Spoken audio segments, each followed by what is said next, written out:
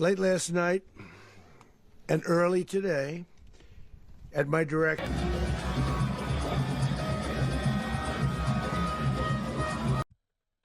Okay, that was President Trump speaking earlier today.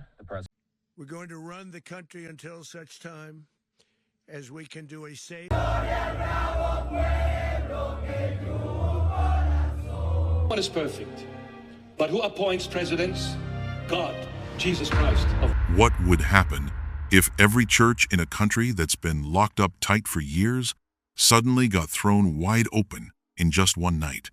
When Trump gave the order to open up all the churches in Venezuela, it wasn't just some political move.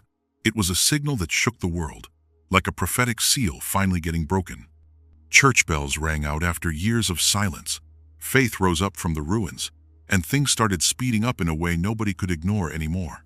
Do you feel like something big is finally being allowed to happen? That one action set off a chain of changes coming fast. Religious freedom exploding, power shifting directions, ancient prophecies getting talked about again like they'd never gone quiet. But the real question is, what's coming next? Because not every door that gets opened leads to peace. Before we dive deeper and pull back the curtain on the truth, why not leave a quick prayer in the comments asking for the world to stay at peace? And now, so you don't have to wait too long, let's get right into it with Explosion of Religious Freedom.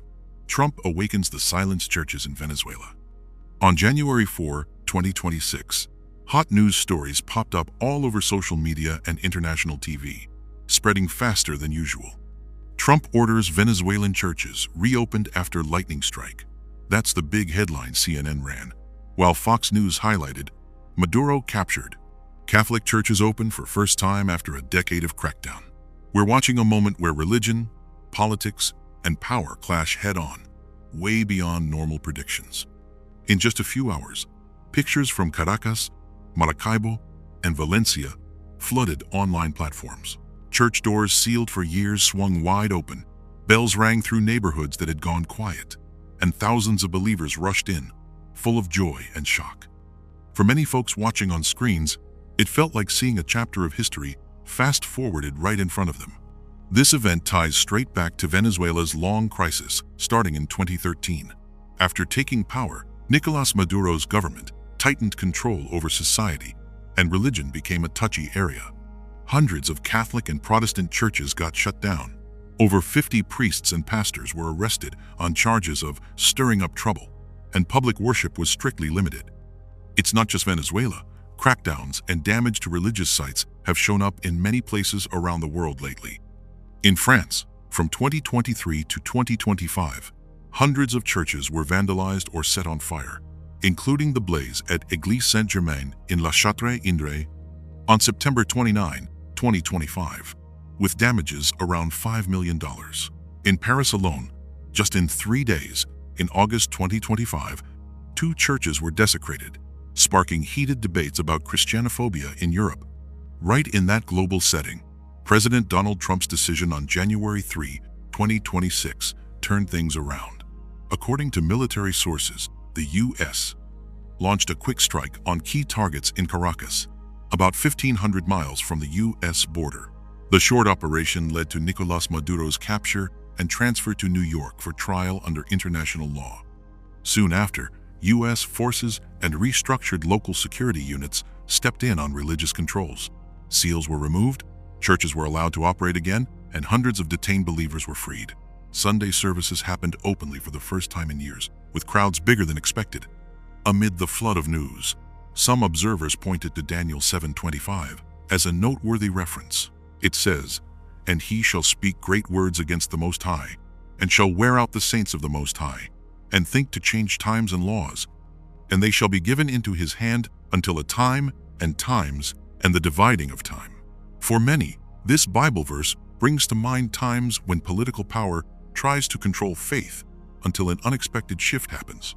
Back on the ground, reports from Venezuela described an atmosphere of excitement mixed with chaos. Church bells rang alongside helicopter sounds. Candlelight lit up empty sanctuaries once more, while traces of military conflict lingered outside. This was a moment where straight news and shared emotions almost blended together. But even as joy spread among believers, arguments exploded online. Trump supporters said the action restored stolen religious freedom and showed America's role as a global protector of faith. They shared photos of open churches as proof that military moves can bring positive change. On the other side, critics called it over-the-line interference, setting a risky precedent by tying religion directly to military action. Some analysts warned that using force to free faith could trigger chain reactions, worsening conflicts in already unstable areas. In that wave of opposing views, Daniel 7:25 kept coming up, not as proof of who's right, but as a way to think about cycles of power, suppression, and release that have repeated through human history. The facts show that in just 48 hours after the event, search terms like religious freedom, Venezuela churches, and Trump intervention hit tens of millions of hits. That proves the interest goes far beyond US politics or Latin America. It's a worldwide issue now. In the middle of that info storm, we, the folks watching from screens, are in a unique spot, not right there in Caracas, but seeing every image, every comment, every clashing reaction roll in nonstop. It feels like time is compressed, everything moving faster than we can process. The move to open all churches in Venezuela has, in practical terms, brought back religious life to over 10,000 Catholic and Protestant sites. But symbolically, it raises bigger questions about the lines between power, faith, and a changing world order. And right at that crossroads, the story isn't over. Is this just a one-time action, or the start of deeper changes where things once seen as impossible are now reality? What about you? Looking at the Venezuela events, which side do you lean toward? A needed breakthrough for religious freedom, or a dangerous precedent for the world's future? An ancient prophecy echoes again. Trump's actions in Venezuela were foretold long ago in religious circles. Just as the church doors in Venezuela were closing after that first big explosion of events, another layer of information started coming out, slower, deeper, and leaving a lot of folks who follow this stuff feeling a bit uneasy. The news stories weren't just about military moves or politics anymore. They went back in time, digging up words that had been spoken years earlier. It didn't feel like just hearing the news anymore. It was more like watching an old book quietly turn its own pages. On January 5, 2026, Breitbart ran a piece titled, something like Ancient Prophecy Links Trump to Religious Revival in Latin America. Around the same time, the Christian Post put out a long analysis called Biblical Prophecy and Trump's Role in the Religious Struggle. These articles weren't breaking new events. They were asking, had what just happened in Venezuela been talked about before? In those pieces, the name Kim Clement came up a lot. Back in 2007, in a teaching session that was recorded and still available, he mentioned a U.S. leader who's not like the usual moral kings, but who would be used to open doors that have been shut down south of here. When that old video got played again, a lot of people watching felt like they were seeing words that had been overlooked suddenly fit perfectly. What made the match so hard to believe was the detail about the South. Back in 2007, there wasn't any real reason to single out Venezuela as some global religious hotspot. But almost 20 years later, that very country became the place where all the churches got opened up in just a few hours after a military event, exactly like the picture of long locked doors swinging wide open. That strange feeling got even stronger as church attacks kept happening at the same time in other parts of the world. On January 1, 2026, the Vondelkerk in Amsterdam, Netherlands, went up in a fierce fire, with flames reaching about 100 feet and destroying most of the 154-year-old building. Seeing those pictures next to the ones of church bells ringing in Caracas created a stark contrast that many watchers couldn't ignore. The pieces started fitting together on their own. Churches burning to the ground in one place, churches reopening in another, ruin on one side, renewal on the other. That back and forth pushed the story beyond just regular news. Religious analysts here in the US started offering explanations rooted in history. They pointed back to the early 2000s, when some pastors like Lance Wallnau called Trump a modern Cyrus, meaning a leader not from a traditional religious background, but still used to protect God's people. That idea used to seem like a far-off metaphor, until recent events brought it up over and over again. The global picture also made those old prophecies stand out more. In 2023, Europe saw over 2,444 anti-Christian hate crimes, with 62% being vandalism aimed right at churches. Just in Sudan, in December 2025, 2 historic churches were badly damaged during riots. When you put those numbers next to the Venezuela events, a lot of people started talking about a cycle picking up speed. At this point, the Bible isn't being presented as a final answer, but like an old map spread out on the table. Isaiah 45:1 gets quoted a lot in these discussions. Thus saith the Lord to his anointed, to Cyrus, whose right hand I have holden, to subdue nations before him. And I will loose the loins of kings, to open before him the 2-leaved gates, and the gates shall not be shut. For many, the image of opening double gates is hard to overlook when thinking about the churches just reopened in Venezuela. But not everyone sees these connections the same way. Secular scholars say people tend to spot patterns after something happens, and linking prophecy to current events might just be a psychological thing. To them, Trump's decisions come from geopolitical calculations, not some preset religious script. On the other side, theology researchers push back that it's not about personal motives, but historical outcomes. They argue that in the Bible, plenty of figures were used not because they were perfect, but because of their part in a bigger flow. The match isn't in tiny details, but in the overall direction of events. Between those two views, we, the ones following every picture and every analysis, are in a unique spot. We're not writing the story ourselves, but we're witnesses to how words from the past and actions in the present seem to cross paths. There are moments when that feeling makes you wonder if it's all coincidence, or if something deeper is at work. The Venezuela events keep adding fuel to these debates, as the U.S. government announced a $50 million aid package to rebuild rundown religious sites. Just days later, big services with over 100,000 people were held in Caracas, mixed with images of lingering smoke from the earlier military clashes.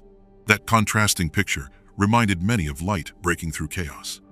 Some observers compared it to the Basilica of St. Mary in Minneapolis, turning into a light show space called Luminescence back in November 2025, where modern tech retold stories of faith.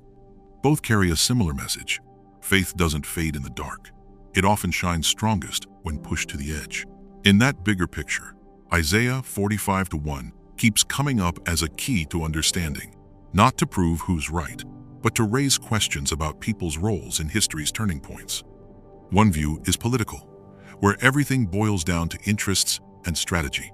The other is prophetic, where events fit into a longer timeline, beyond one term or one lifetime. And right at that crossing point, the question comes up for each of us watching. Are you seeing the Venezuela events as a string of random choices, or as a link in a story sketched out long ago? If these connections keep coming, if other doors open in places no one expects, then Trump's role in all this might not be fully revealed yet. And that's when the bigger question starts to form, leading us to the next part, where the impact of these events doesn't stop in the present, but reaches straight into the future. The future impact of Trump, revival or change in global religion. Not every warning comes with a thunderclap. Some signs show up in the form of a morning news story, scrolling across the screen and gone before we even notice something shifting. When you read or hear those lines, do you ever wonder, what if this isn't just politics, but a turning point for faith around the world? Or are we so used to chaos that we miss the quietest signals? On January 6, 2026, Reuters put out an article with a controversial title, Trump's Venezuela Move Sparks Global Religious Revival? The question mark at the end doesn't soften the weight of the content. Instead, it's like an invitation for readers to step into the gray area between revival and change. Trump's action in Venezuela isn't seen as just a regional decision anymore, but it's starting to be picked apart as a catalyst that could spread beyond national borders. Early analyses focused on Latin America, but the story's flow quickly crossed the Atlantic and looped back to the U.S. itself. The shooting at Richmond Road Baptist Church in Lexington, Kentucky, in 2025, which killed 2 people, is still fresh in the minds of faith communities, like an unhealed crack in a place of worship. Less than a year later, the Mormon church fire in September 2025 took 4 lives, raising tough questions about how safe faith is in the modern world. This is where the Bible gets brought up not as comfort, but as a warning. Matthew 24:12 says, "And because iniquity shall abound, the love of many shall wax cold." When violence and hate creep into spots once thought untouchable, that verse rings out like a reminder that love growing cold can start with ignoring the smallest signs. The numbers aren't just dry stats when you line them up over time. In 2018, the U.S. saw about 50 attacks on churches that jumped to over 415 inches 2024, showing a clear upward trend that's hard to deny. Globally, in Germany alone, over 2,000 vandalism cases against religious sites were reported in 2025, turning Europe, the cradle of Christianity, into an uneasy space for faith. In that setting, Trump's move in Venezuela, just about 300 miles from the Colombian border, is seen by many observers as a dangerous or necessary precedent, depending on the viewpoint.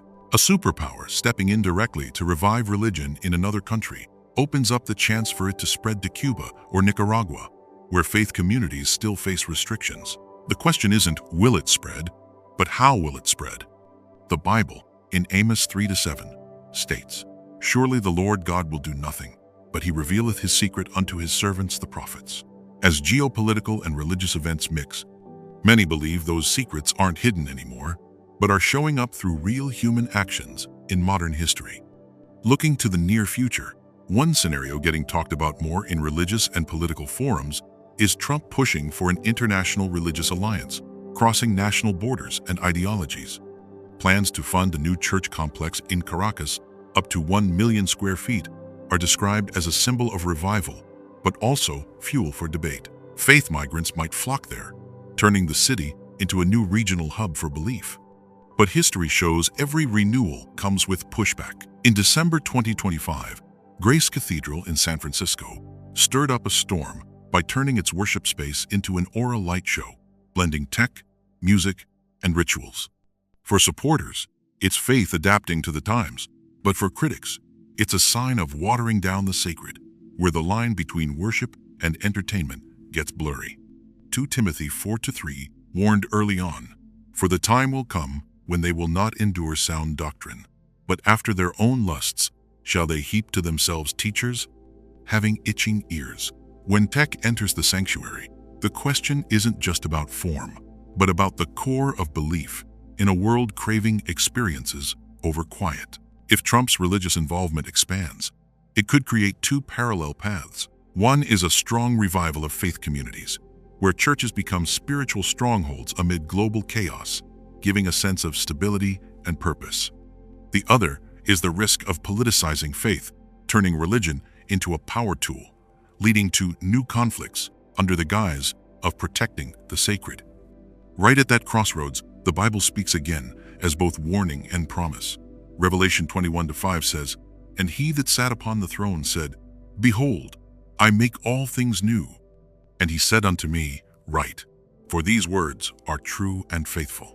The making new mentioned isn't always smooth, but often comes with sifting and testing people's faith.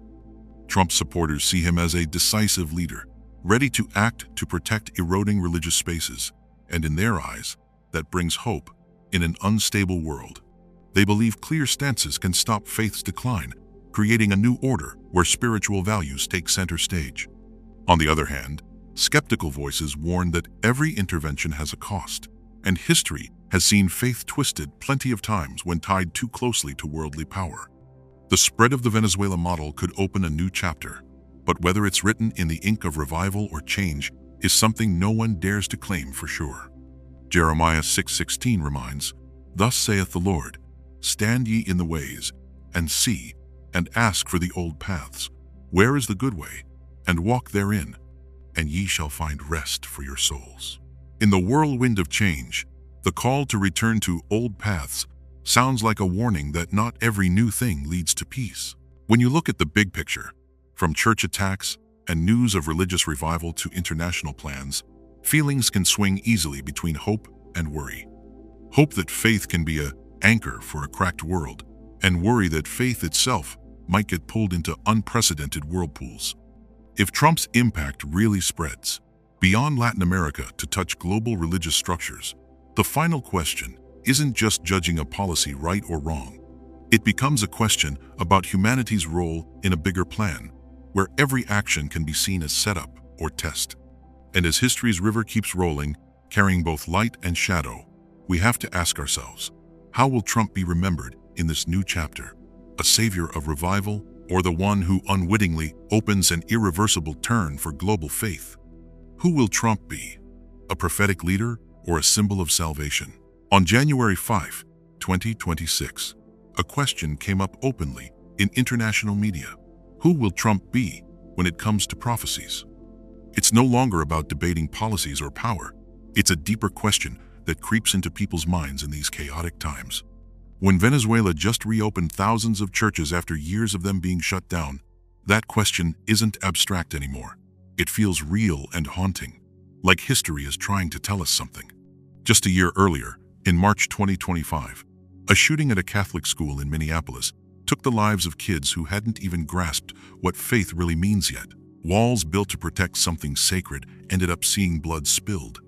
That same year in France, church arson spread like wildfire, with 29 cases recorded in 2025, turning centuries-old sanctuaries into piles of ash. These events don't stand alone. They link together in a chain that forces folks to face the question, why is faith becoming a target? In that setting, 2024 in the United States saw 415 hostile attacks on religious sites, including 55 arsons. Those dry numbers, placed next to pictures of kids lost and churches collapsing, paint a gloomy picture of the modern world's spiritual state. Faith isn't just being challenged. It almost seems like it's on trial in the court of history. Psalm chapter 2, verse 2, rings out like an ancient accusation. The kings of the earth set themselves, and the rulers take counsel together against the Lord and against his anointed. This Bible verse isn't just religious text anymore.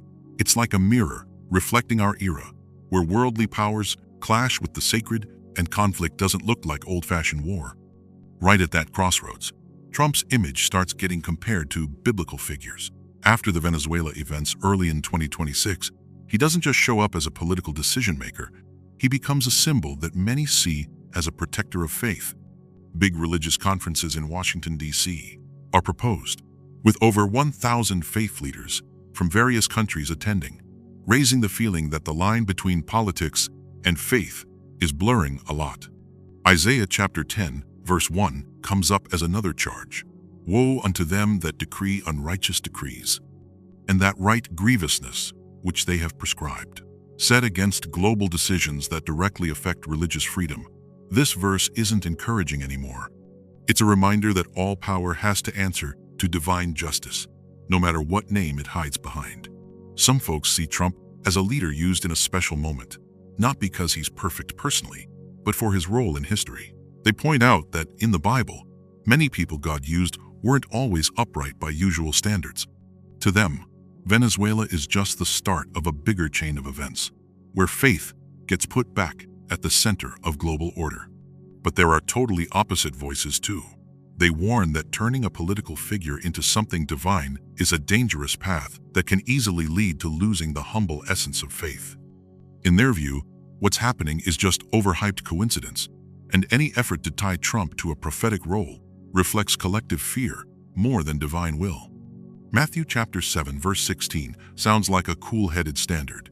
Ye shall know them by their fruits. This isn't praise or condemnation. It's a straightforward measure, asking people to look at results, not just promises. The decisions coming up, what gets built or destroyed, will give the clearest answer to any leader's true role. Between those clashing views, the question still hangs in the air. If this is just politics, why does it touch the faith of millions so deeply? And if it's something beyond politics, then the world is at a turning point we haven't seen before? Daniel chapter 12, verse 4, closes with a chilling echo. Many shall run to and fro, and knowledge shall be increased. It's as if the Bible foresaw an age full of information and arguments, where people know more than ever but struggle to tell what's truth. Will Trump just be a passing symbol of chaotic times, or a key figure in a bigger picture slowly coming into view? As the next decisions get made, not only political fates get shaped, but a whole generation's beliefs get tested. And maybe the answer isn't in what's already happened, but in what's coming. as history keeps turning pages we're not sure we're ready to read. Trump's decisions, choices that shape the future of religion and humanity. On January 6, 2026, news stories around the world all focused on one thing: what Donald Trump would do next. It wasn't just about one country anymore, but a series of choices that had everyone holding their breath. When a leader starts touching the line between religious freedom and getting involved in world affairs, things get tense right away, because every move could change the way things have always been. Just a few days earlier, on January 1, 2026, an old church in the Netherlands caught fire on New Year's night, with flames reaching dozens of feet high and lighting up the dark European sky. That image quickly brought back memories of the shooting at a church in Michigan in 2025, where a sacred place was shattered in an instant. These events aren't seen as random anymore. They're putting real pressure on every political decision coming up. In that setting, old numbers from the past start coming back to haunt the present. In 2023, the United States saw more than 485 attacks on churches and religious sites.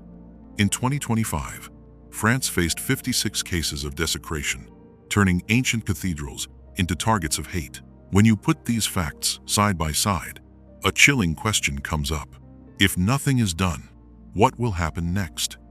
Ecclesiastes chapter 3, verse 1 rings out like a guiding thought.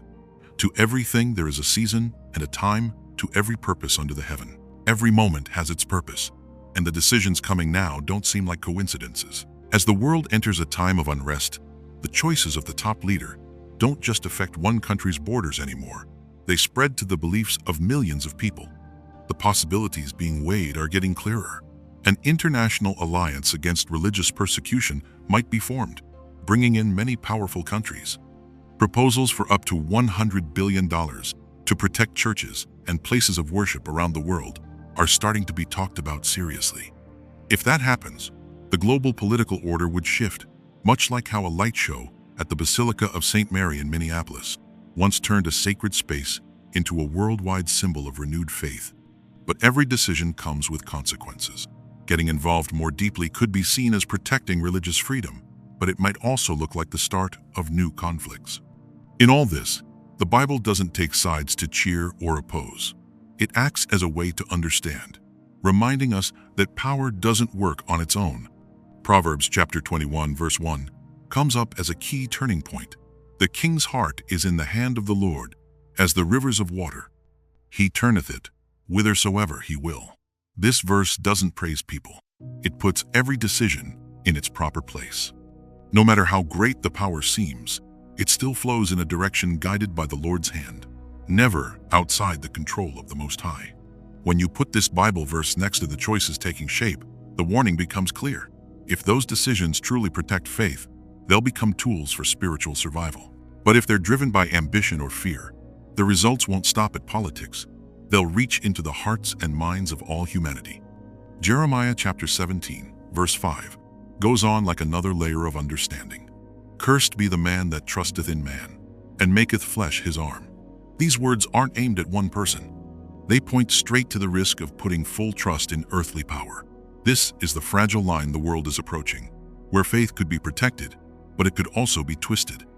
Some people see the upcoming decisions as signs of smart strategy, opening chances to save faith that's under attack worldwide. For them, strong action is needed in a world that's no longer neutral about religion. But there are also voices warning that any expansion of power, even under noble reasons, carries the risk of going beyond its original limits. Isaiah chapter 33, verse 22, sounds like a balancing reminder. For the Lord is our judge, the Lord is our lawgiver, the Lord is our king, he will save us. It's not any leader, but the Lord himself who's at the center of salvation. When people forget this, decisions wrapped in good intentions can turn into sources of chaos. Trump's choices in the coming time won't just be watched by the world. They'll be compared to history and the Bible. They'll shape how humanity understands religious freedom, power, and the line between protection and control. This isn't just one country's issue anymore. It's a test for the entire spiritual order of our time. And as the picture keeps unfolding for everyone watching, the question isn't which decision will be made, but where the outcomes will lead humanity. Will this be the path that carries faith through the darkness, or a turn that pushes the world into a new whirlwind where everything is tested to the limit? Will Trump be the one who pushes everything into chaos or saves humanity? On the 6th of January, 2026, as the last headlines about Venezuela spread across the world, the news rhythm suddenly slowed in an odd way. No more alarm bells or exploding images, just a question hanging there. And if you're watching this far, you probably sense that quiet moment too, where all conclusions seem held back behind a deep sigh. The international news that day all raised questions about Trump's legacy after the recent events. The words weren't as harsh as before, shifting to a more thoughtful, probing tone. When hate crime numbers against Christians in Germany more than doubled in 2025, and Israel saw over 100 religious harassment cases in 2023, the world had to look back at the big picture with more caution. Those facts don't tell their own story. They need to be put side by side to form the full picture. In 2024, over 400 vandalism cases against churches were recorded worldwide, showing that faith is on a thin edge. Right at that crossroads, Trump's actions get examined, not as ready answers, but as something that changes the path. One view is that strong interventions could pave the way for religious reconciliation, creating a common ground for hurt communities to find their voice again. In this light, uniting and protecting faith isn't about control, but stopping the widespread erosion. Light, in that sense, doesn't chase away darkness right away, but it's enough to keep people from getting lost. Alongside that, another view questions the long-term effects. Interventions, even with noble aims, could still ramp up tensions, especially in politically and religiously sensitive areas. Darkness, in this way, isn't just the absence of light, but the result of decisions beyond human control. Between those two views, the image of the light show at the Basilica of St. Mary in Minneapolis often comes up as a symbol. Bright light covers the old space, not erasing history's cracks, but making them stand out more. That mix of beauty and fragility mirrors the state of faith in this era. Matthew chapter 24 verse 14 appears like a judgment above all debates. And this gospel of the kingdom shall be preached in all the world for a witness unto all nations, and then shall the end come. This Bible verse isn't just about the mission. It sets the final order. It's not people deciding the end, but what's witnessed before all humanity. When you put this next to global actions, the meaning gets layered. Pushing religious freedom could be seen as a step toward the shared mission, but it might also accidentally speed up hidden conflicts. Light spreads, but shadows stretch in unexpected ways too. Revelation chapter 20 verse 12 expands that meaning further. And I saw the dead, small and great, stand before God, and the books were opened. The final judgment isn't based on power or fame, but on what's been seen and recorded. This makes all current judgments temporary, since the ultimate measure isn't in human hands. The debates around Trump don't stop at whether he brings chaos or salvation. They shift to a deeper question about how humanity reacts to change. When faith gets put back at the center of global talks, every choice, whether supportive or doubtful, reflects the fears and hopes that exist together. James chapter 1 verse 20 rings out like a balancing reminder. For the wrath of man worketh not the righteousness of God. This draws a clear line between passion and righteousness. Not every bold action leads to what's right, and not every slowness is indifference. At this ending point, no absolute statement is made. Trump appears as a force that stirs the already unsteady waters. That change could open a path to hope, or trigger new waves no one saw coming. Both possibilities exist side by side, like light and shadow in the same frame. And as history keeps unfolding before the viewer's eyes, the question isn't about picking a side anymore, but about what we'll hear and witness next. Will it be the sign of redemption completed, or a new chapter forcing humanity to face itself in silence and reflection? Everything we've just looked back on, from Venezuela being shaken by the reopening of churches, ancient prophecies coming up again, to Trump's controversial decisions, none of it stands alone as separate pieces. It all fits together into one connected chain of events, where faith, power, and human fear show up side by side, weaving together in a time when everything seems to be speeding up. When we step back and look at the whole journey, one common thread keeps coming through. Faith doesn't go away, but it's always being tested. Churches close and then open again. Bells ring after long silence. Endless arguments go on. All of it mirrors a world feeling its way between light and darkness, just like the big picture the Bible painted long ago. Ecclesiastes chapter 3, verse 1 reminds us, "To everything there is a season, and a time to every purpose under the heaven. Every change has its own time, and nothing happens outside of God's sight." What we're hearing and seeing today might just be a small part of a much bigger plan that we can't fully understand yet. That's why the call at the end of this journey isn't about picking sides or declaring who's right or wrong. It's an invitation to stay awake spiritually, to look at ourselves, repent for the ways we've drifted from the truth, and turn back to putting our trust in the Lord instead of placing all our hope in people or earthly power. Joel chapter 2 verse 12 rings out like an urgent call. "Turn ye even to me with all your heart, and with fasting, and with weeping, and with mourning." That turning back isn't loud or showy. It starts with a humble heart that knows how to listen and pray in quiet. If you've watched all the way to these final moments, please take a second to leave a prayer in the comments below, or just share your most honest thoughts about what we've talked about. Every prayer, short or long, is like a little candle lit in these unsettled times. Don't forget to hit like, share, and subscribe to the channel so we can stay together and not miss any signs the Lord allows to be shown in the days ahead.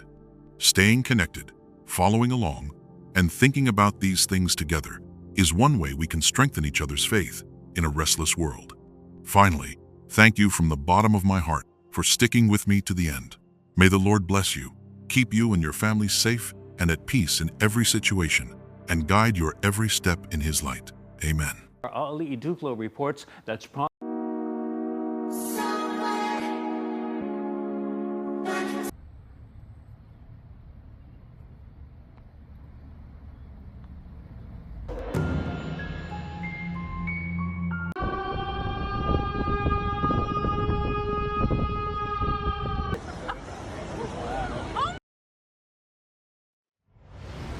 Have you ever wondered, what if the world suddenly started counting time in days instead of years? When the oceans roar and uncover things long buried, when the sky lights up bright and then goes pitch black like it's being torn apart, when mountains shake, the ground splits open, fire crawls like a living creature, and strange sounds echo from the heavens, time doesn't just pass anymore, it's rushing forward. Everything is happening so fast, one thing right after another, like someone is quickly turning the last pages of human history. 10 events, not separate, not scattered. They crash, flood, fall, erupt, swallow, surround. From the sea to the sky, from ice to molten lava, from heavenly light to total darkness. Science tries to name them. People try to get used to them, but there are moments when all that's left is a heavy silence before something big is about to be revealed. What frame of mind are you in while watching this? Curious, skeptical, or uneasy? If something inside you just stirred a little, stick around. And before we go any deeper, please leave a short prayer in the comments below. Not out of fear, but asking for peace for all of us, for you, and for a year that's starting out in the middle of so much chaos. Now, are you ready? We're going to dig deeper and look for the real meaning behind these 10 events. Let's get started right away with 1. The strange fishtail washed up on the beach. A familiar beach suddenly feels unfamiliar when something lies motionless on the sand, gleaming in the early morning sun. The first reaction isn't curiosity, it's shock. This thing doesn't belong here. In that moment, we realize some sights are enough to shake the sense of safety we've always taken for granted. The longer you look, the more uneasy it gets. The curved shape, the shiny surface, the proportions that confuse the mind when trying to name it. It's not like a dead fish, and not like any sea creature you've seen in books. The video has no music, no narration, just the steady sound of waves, making the scene feel eerie and overwhelming, as if the ocean just gave back something that shouldn't have been disturbed. In Revelation 13:1, "And I saw a beast coming out of the sea. It had 10 horns and 7 heads, with 10 crowns on its horns and blasphemous names on its heads. The Bible isn't describing biology here, it's explaining symbols. The sea in Scripture often stands for chaos, the place where forces beyond human order rise up when the time comes. The camera pans closer. The tail is unusually long, the scales reflecting light like metal, a strong fishy smell mixed with something hard to describe. The person filming keeps their distance, as if instinct warns not to get too close. Now it doesn't feel like fear anymore. It feels like being watched, as if this thing isn't lifeless, like it appears. Isaiah 27:1 says, "In that day, the Lord will punish with his sword, his fierce, great, and powerful sword, Leviathan the gliding serpent, Leviathan the coiling serpent. He will slay the monster of the sea." Here, the Bible acts as a key, reminding us that giant sea creatures aren't just legends. They're images of powers held back until the day they're revealed. Scientists show up later with the usual explanations: a decaying animal carcass, ocean currents, pollution, those globster things that have happened in many places. The reasoning is solid, the terms clear, but it still leaves something unexplained. If it's just rotting remains, why does the shape match ancient descriptions so closely? And why do similar cases keep popping up all over the oceans? Job 41:1-2 poses a challenge. Can you pull in Leviathan with a fishhook or tie down its tongue with a rope? That question isn't looking for a scientific answer. It's reminding people of the limits of what we can know. One side is science, trying to box in the phenomenon. The other is the Bible placing it in a bigger picture of judgment and upset order. Which way of understanding are we leaning toward? This doesn't have to be believed right away, but it's hard to brush off. When the sea starts giving back images that unsettle people, it's usually not a sign of calm times. If this tale is just the first piece surfacing from depths we've never reached, then what's still hidden under those dark waters, waiting until it can't be ignored anymore? 2. The sun wrapped in a strange, beautiful halo all around. The sky was clear blue, with soft white clouds drifting by, and the sun wasn't glaring harsh like usual. Instead, it was surrounded by a gentle, glowing ring, so bright it felt almost unreal. That moment didn't scare anyone. It filled people with a quiet, holy feeling that's hard to put into words, like the heavens were sharing an old secret straight out of ancient dreams. As the video went on, the clouds slowly took on the shape of widespread wings, cradling the light in the center. There was no wild movement, no odd sounds, just steady, spreading light that made the whole scene feel sacred and mysterious. In that instant, we weren't just watching. It was like we were invited to stand still and take in something beyond everyday life. Luke 21:25 says, "There will be signs in the sun, moon, and stars. On the earth, nations will be in anguish and perplexity at the roaring and tossing of the sea." The Bible doesn't explain these things in a scientific way. It hints that the sky has its own way of speaking, and sometimes it chooses the right moment to say something. The halo in the video wasn't blinding bright. It was soft, like it belonged right there. Everyone who's seen it feels the same mix, peace along with a deep stir inside. Maybe that's because its beauty isn't just for looking at. It's meant to wake up something deeper in us, where faith and doubt live side by side. Joel 2:31 talks about another picture. The sun will be turned to darkness and the moon to blood before the great and awesome day of the Lord comes. Not every sign looks like instant destruction. Some come gently first, like a quiet reminder that the usual order of things is about to shift. Of course, debates popped up right away. Weather experts say it's just a halo or sun rays, light bending through ice crystals in high clouds. Their explanation makes sense. It's solid, and you can't brush it off easily. But alongside that, millions of people looking at these images feel something hard to explain with formulas or technical terms. Matthew 24:30 offers another thought. "Then will appear the sign of the Son of Man in heaven, and then all the peoples of the earth will mourn when they see the Son of Man coming on the clouds of heaven with power and great glory." When you set this phenomenon next to Bible words, the question isn't really about right or wrong. It's about which voice we're listening to more, plain reason, or that quiet tug of faith inside. No matter how you see it, that sky moment left a mark no one can deny. And if this is just a gentle hint, a sign coming in peaceful beauty, what will happen when the sky doesn't just whisper anymore, but truly opens up? 3. Sudden blizzard at Donner Summit. In just a moment, the sky turned dark, the wind started howling, and snow poured down like a waterfall. Donner Summit got swallowed up by a storm that hit faster than any warning. Sensational headlines spread quickly. Shaky videos showed thunder booming through thick snow, leaving viewers breathless, like nature had just slapped us hard for being too confident.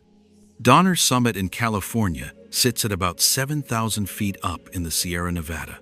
It's used to tough winters, but this one went way beyond forecasts. I-80 came to a standstill. Hundreds of vehicles got stuck, and rescue crews had to stop because it was too dangerous. Weather experts warned this was a rare extreme mix. Deep cold air rushing in suddenly, strong moisture building up, creating thundersnow, thunder and lightning in a blizzard, something many folks never see in a lifetime. The storm's speed made it all so scary. Snow piled up to around 3 feet in less than an hour. Visibility dropped to 0 in the whiteout. Temperatures fell more than 40 degrees in a short time. Lightning ripped through the white curtain. Thunder echoed like a rebuke. The air smelled of cold metal, making anyone there feel truly helpless. Have you ever wondered, if you were stuck on that pass, what you'd hold on to keep going? The Bible comes through with a straightforward warning. Job 38:22-23 says, "Have you entered the storehouses of the snow, or seen the storehouses of the hail, which I reserve for times of trouble, for days of war and battle?" Those old words suddenly ring out in our modern world, reminding us that snow isn't just a weather event, it's power held back for the right moment. Scientists talk about pressure systems, jet streams, and atmospheric patterns, while advising people to stay put, prepare for survival, and respect nature. Their tone is cool and neutral, but underneath is real concern. These extreme events are happening more often. Proverbs 25:13 reminds us, like the coolness of snow at harvest time, is a trustworthy messenger to those who send him. He refreshes the spirit of his masters. A warning, if we listen, can save lives. Then comes the final word, heavy as falling rock. Revelation 16:21 records, "From the sky huge hailstones, each about the weight of a talent, came down on people.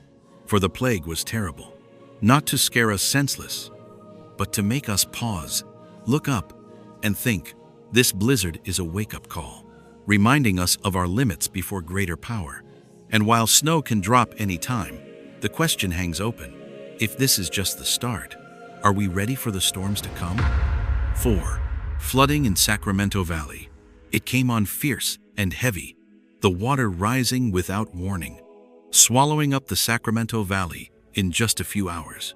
Familiar roads turned into raging rivers, and thousands of families were suddenly in emergency mode.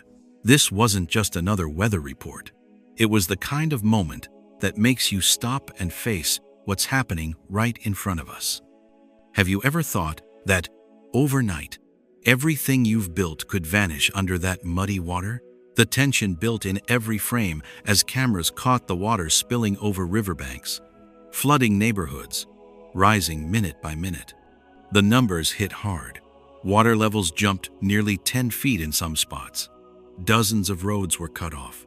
Thousands of homes lost power, and evacuation orders went out in desperation as time ran short. Local authorities kept urging folks to leave right away, admitting the flood control systems had been pushed past their limits.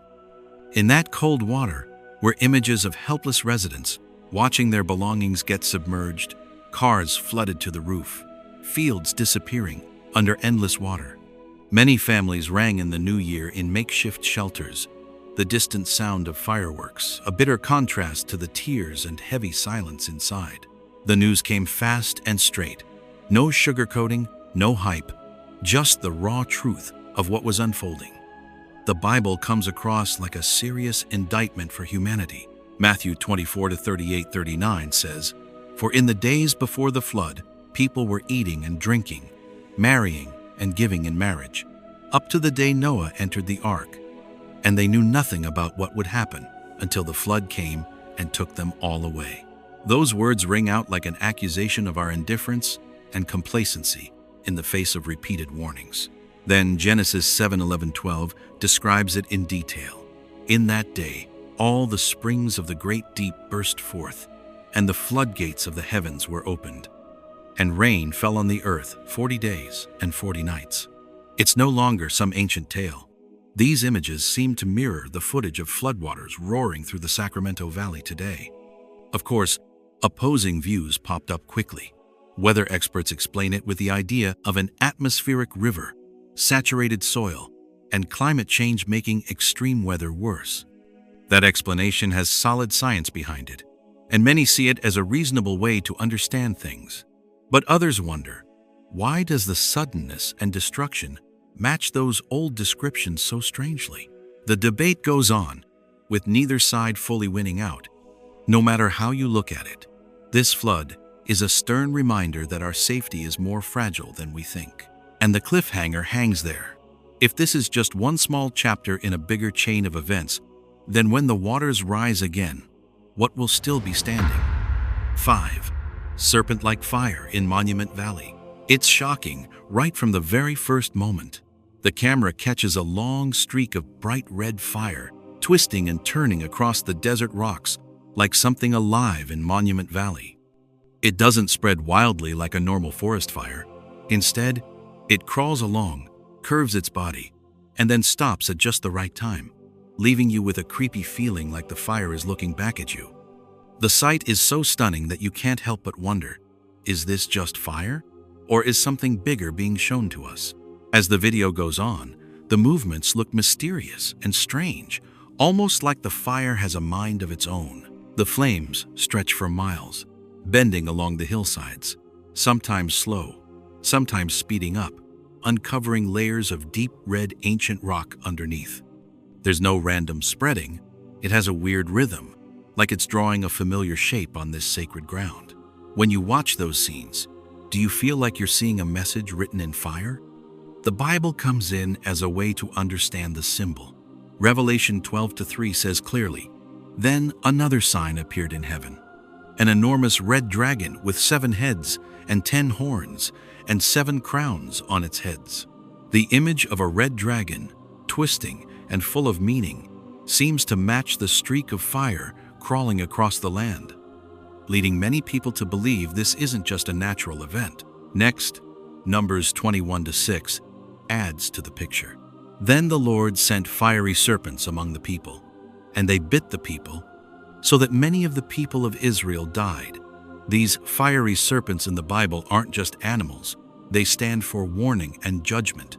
When you put those words next to the footage from Monument Valley, many believers think the fire is bringing back an ancient symbol that was written down thousands of years ago. From another angle, Isaiah 14:29 talks about how the symbol carries on. "Do not rejoice, all you Philistines, that the rod that struck you is broken. From the root of the snake will come a viper, and its offspring will be a fiery flying serpent." For them, the twisting fire isn't random. It's the next step in an image that was already hidden in the Bible, now showing up in our modern time. But experts and scientists have a different explanation. They say the local winds, dry plants, and rock shapes guided the fire and made it curve like a snake. To them, it's just physics and the land doing what they do, with no symbolic or spiritual meaning. One side sees a holy message, the other sees the laws of nature. Which explanation do you lean toward? Whether it's science or faith, this serpent fire image still makes people stop and think about old symbols coming back to life right in front of us. And the big question hangs there. If this streak of fire is just a small sign, then when the real great dragon shows up, what's going to burn next? 6. Glowing mountains. There was no explosion, no siren, just a heavy silence settling over the Rocky Mountains as the sun went down. In that moment, the peaks suddenly turned a bright orange red, like they were glowing from the inside. But there wasn't any smoke, no heat, no sound at all. That eerie quiet made anyone watching feel like nature was holding its breath, waiting for something to be revealed. As the light spread, the whole range, stretching nearly 50 miles, lit up like a giant wall of fire hanging between sky and earth. It happened slowly, almost magically, more like a ceremony than some random shift in the light. The red color didn't flicker or jump around. It stayed steady in a strange way, as if an invisible hand was placing the glow on each slope. Standing there in front of it, it's hard not to feel small, quietly watching something way beyond our control. The Bible comes up a lot as a way to think about this scene. Exodus 19:18 says, "Mount Sinai was covered with smoke because the Lord descended on it in fire. The smoke billowed up from it like smoke from a furnace, and the whole mountain trembled violently." Even though the Rockies weren't shaking, that fireless glow still reminds many believers of times when God showed His presence through mountains. Then Psalm 104-32 adds to the picture. He looks at the earth and it trembles. He touches the mountains and they smoke. In this view, mountains aren't just lifeless rocks. They're silent witnesses to ultimate power. When light covers them without burning anything, maybe it's a reminder that real power doesn't need destruction to prove itself. Still, scientists and photographers explain it with a familiar term: alpenglow, caused by low sunlight hitting minerals on the mountain surfaces.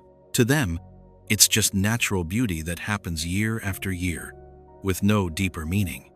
That makes sense, but it leaves a question open. Why do these sights show up so often, right when the world is facing one upset after another? Some folks believe the Bible goes even further with its hints. Revelation 8:8 says, "The second angel sounded his trumpet, and something like a huge mountain, all ablaze with fire, was thrown into the sea. A third of the sea turned into blood."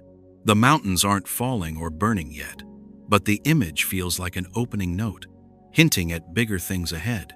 When mountains can glow without any real fire, maybe the point isn't nature's strength, but how fragile we are in front of things we don't fully understand. And the question still hangs there. If this is just a warning light, then when that light turns into actual fire, where will we be standing? 7. Winged figure falling from the sky. The unease didn't start with a big bang. It started with that chilly feeling down your spine when a video pops up and vanishes so fast you're not even sure you saw it right. A winged, human-like figure dropping from the sky onto a California beach. In that quick moment, folks watching got pulled into this hard-to-describe, uneasy feeling, like the line between what's normal and what's forbidden just got ripped apart right in front of us. From what little bits remain of eyewitness accounts, the figure was about 8 feet tall, skinny and long, with pale skin that stood out against the gray sky. The wings spread out for just a second, not flapping hard, no engine noise, and then the body plunged almost straight down, landing on the sand in scary silence. The video spread like wildfire on social media. Then they all disappeared at once, leaving behind blurry copies and chopped-up versions, like something was trying hard to hide the most important details. What got erased only made the story feel more mysterious. The timing lined up with a surge in UFO reports along the West Coast, plus those odd events earlier in Las Vegas and Chicago. Online folks started piecing together the bits and pieces, scattered clues forming a picture that's equal parts curious and worrying. It's tough not to wonder why these images vanished so quickly. When you compare it to the Bible, the tone gets heavier, like an old accusation coming back. Revelation 12:9 says, "The great dragon was hurled down, that ancient serpent called the devil, or Satan, who leads the whole world astray. He was hurled to the earth, and his angels with him." The idea of being hurled down hits like a charge, not against people, but against beings that used to be up high. Then Isaiah 14:12 asks in a judging way, "How you have fallen from heaven, morning star, son of the dawn. You have been cast down to the earth, you who once laid low the nations." This wording makes a lot of folks think of a fall that's final, a loss of status with no way back. And Jude 1-6 wraps up the charges. "And the angels who did not keep their positions of authority but abandoned their proper dwelling, these he has kept in darkness, bound with everlasting chains for judgment on the great day." Here, the fall isn't just dropping, it's being exposed and waiting for judgment. Of course, not everyone online agrees. Some say it was just a big seabird, an experimental drone, or an illusion from the camera angle and light. Others question if algorithms were manipulated to delete the videos and prevent panic. Each view starts from the same basic facts but ends up in totally different places, and that split is what makes the whole thing even more tense. So for you, what's scarier? A winged figure dropping down, or the idea that we might never get to see the full truth? That scene ends in quiet, but the echo lingers. If one being fell in broad daylight, right in front of thousands of eyes, then how many other movements are still hidden up in the sky above us, not ready to show themselves yet? 8. Volcanic eruption at Kilauea, Hawaii. Kilauea cracked open wide. The ground split right in the middle of the day, with lava shooting up like the island's foundation was being torn apart from deep inside. No sirens had time to sound, no drill could keep up. It was just this raw force rising up, not asking permission from anybody and not waiting for folks to get ready. Videos going around show the earth breaking into cracks miles long, bright red lava spraying hundreds of feet high, with temperatures hitting around 2,000 degrees. A USGS webcam near the vent got burned up in seconds. The last image was a blinding glow, swallowing the whole screen. Watching that, you realize modern tech can suddenly feel helpless in a scary way. The chaos spread fast. Local authorities kept updating evacuation maps, worried the lava flows might shift without warning, while experts said pressure underground wasn't steady yet. People near the eruption zone packed up in a panic. Many left their homes behind, seeing familiar roads blocked by fire and smoke, not sure if they'd ever get back. In the Bible, the idea of the earth opening its mouth isn't new, and this time it feels like a direct reminder. Numbers 16:32 says, "The ground opened its mouth and swallowed them, their households, and all the people who belonged to Korah, along with their possessions." It's not just a natural disaster. It's pictured as exposing rebellion and its consequences in words that hit hard, as smoke and ash covered Hawaii's sky. Another passage comes up with the same heavy tone. Revelation 9:2 reads, "He opened the shaft of the abyss, and smoke rose out of it like smoke from a huge furnace. The sun and the air were darkened by the smoke from the shaft."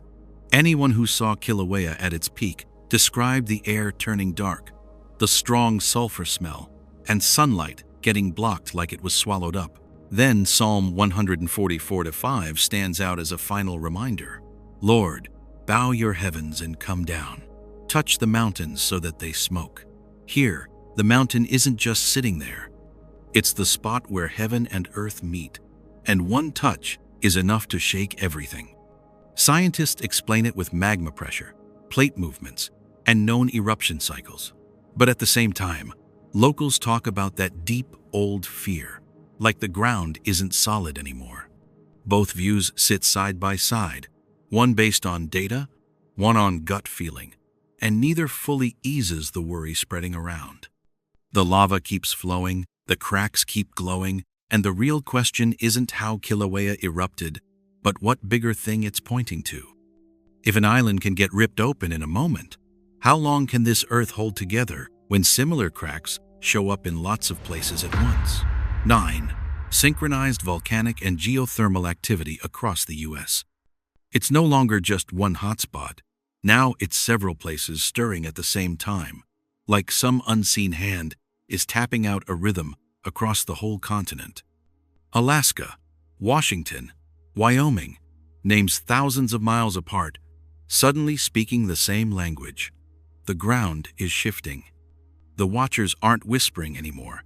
They're sending urgent signals, because when multiple spots wake up together, silence is the most dangerous thing. From Alaska, thin ash drifts up at Great Sitkin, sensors picking up dense clusters of tremors. At Mount St. Helens, the ground swells a bit, gases escaping steadily like quick breaths. Yellowstone bubbles under its crust, hot springs changing their eruption patterns, the land stretching inch by inch. USGS and AVO keep sending updates one after another. Local authorities raise monitoring levels. Folks get uneasy, facing a picture with no shared cause. Matthew 24:7. For nation will rise against nation, and kingdom against kingdom, and there will be famines and earthquakes in various places. These words don't stand alone. In various places rings true right when hotspots spread over thousands of miles all rumble together. Not one crack, but a series of warnings happening at once, making the idea of coincidence feel thin. The scale grows fast. From the Alaska Arc to the Cascade Range, from craters to geothermal fields, alerts spread across the news. Hotlines get flooded with calls, red maps overlap, emergency meetings happen overnight. Where are you when those red dots all blink at once? And if they're not saying the same thing, why are they waking up together? Joel 2:30. And I will show wonders in the heavens and on the earth, blood and fire and columns of smoke. When gas and steam shoot up in pillars, when ash and heat cloud the sky. These words come like an indictment, questioning our indifference to one sign after another. Some say tectonic plates, built-up pressure, natural cycles. It sounds reasonable, familiar, but why are those cycles syncing up nationwide? When there's no common cause, but there is a common timing, coincidence starts losing ground. The watchers stress. Denying the signs doesn't make them go away. Revelation 16:18. There were flashes of lightning, rumblings, peals of thunder, and a great earthquake such as there had never been since man was on the earth. So great was that earthquake. The words stamp themselves on the picture taking shape, not to spread blind fear, but to force conscience to face an unprecedented harmony. When the tremors are still small, but enough to hold a whole continent breathless, the question hangs in the air and won't drop. If these warning beats are harmonizing today, then when the full chorus rings out, what will hold firm? 10. Massive wall clouds and sky anomalies. The sky darkened, like it was slowly closing its eyes, with low clouds rolling in to form a thick wall, and the light fading bit by bit into a strange kind of gloom. In that moment, have you ever looked up and wondered, if the sky could speak, what would it be trying to tell us? This wasn't just an ordinary rainstorm. It felt like being enveloped, as if the space overhead was bending down real close. From Cincinnati to New Mexico, videos going viral show huge wall clouds swirling around, pink and purple hues spreading through the thick layers, lightning flashing with hardly any thunder. In that quiet stretch, a low metallic trumpet-like sound echoes, like a horn calling from some unknown height, leaving folks standing still, unsure if it's the wind, some resonance, or something else beyond what we usually name. Joel 2:30. And I will show wonders in the heavens above and signs on the earth below, blood and fire and billows of smoke. Those Bible words come to mind quietly, but they fit remarkably with the picture of low clouds, haze, and covered light. When the sky turns into a stage for these signs, a sense of mystery slips into every breath. People who've seen it describe the sky like it's whispering at first, then suddenly speaking up. The sounds don't last long, but they're enough to plant the thought. This isn't just weather. Online platforms are full of questions, debates, and even prayers, as if deep down, we're all reaching for something solid when the overhead world isn't silent anymore. Revelation 8-6-7. The 7 angels who had the 7 trumpets got ready to blow them. The first angel blew his trumpet, and there came hail and fire mixed with blood, and it was hurled down on the earth. A third of the earth was burned up. The image of 7 trumpets doesn't feel so distant when those sky horns ring out amid wall clouds and fiery flashes. like a verdict spoken in nature's own language. Back at Sinai long ago, the sky shook too. Exodus 19:16. On the morning of the third day there was thunder and lightning, with a thick cloud over the mountain, and a very loud trumpet blast. Everyone in the camp trembled. When you compare them, that familiar feeling comes. Every time God speaks, the space above changes color and makes sounds that folks can't ignore.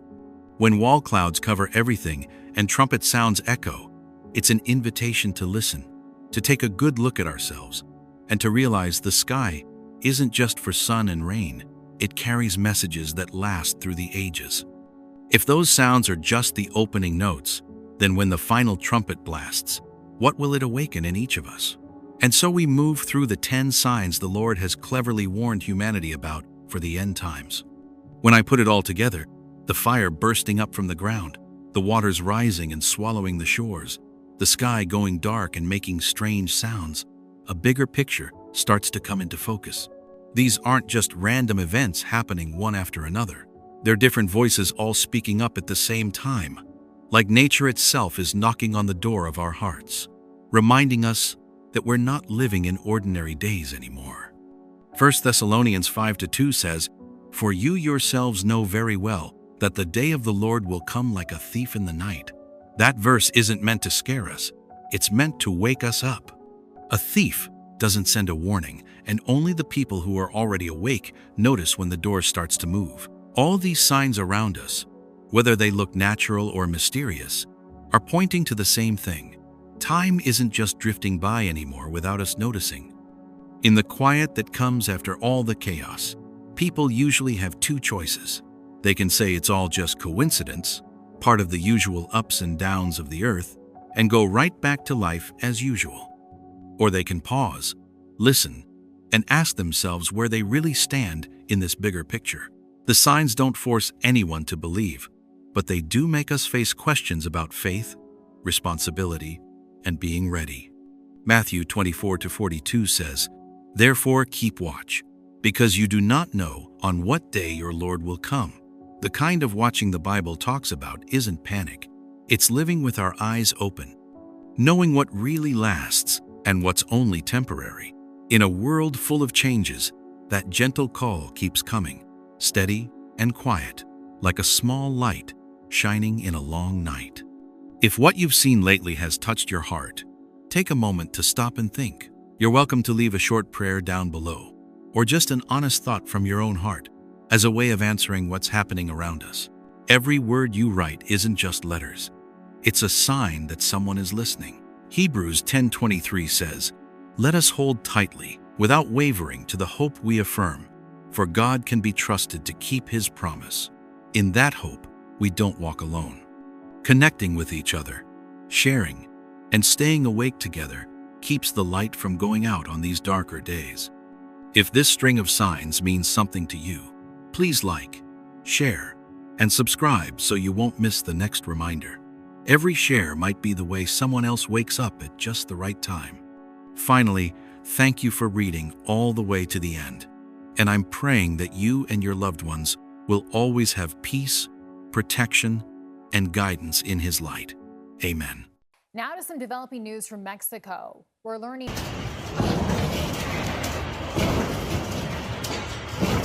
A major winter storm coming during a peak time in a record-setting holiday travel season.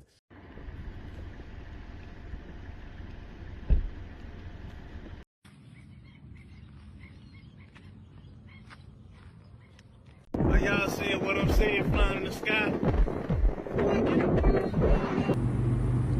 What does that mean? Is this just a coincidence? Or is the final bell ringing for humanity? Right at the start of 2026, the earth is shaking, the sky is roaring, time feels squeezed in those wild and rushed moments. Earthquakes are cracking open cities, strange clouds stretch out like ladders to heaven, mysterious objects glide through the dark night, snow and floods take turns burying whole streets, fires and lights burst out all at once, tearing across the familiar sky. Do you think this is nature getting angry, or some unseen hand shaking the world? 10 events, 10 hard hits between heaven and earth, like scattered pieces slowly coming together into a picture you can't ignore. Stick around till the end, because each one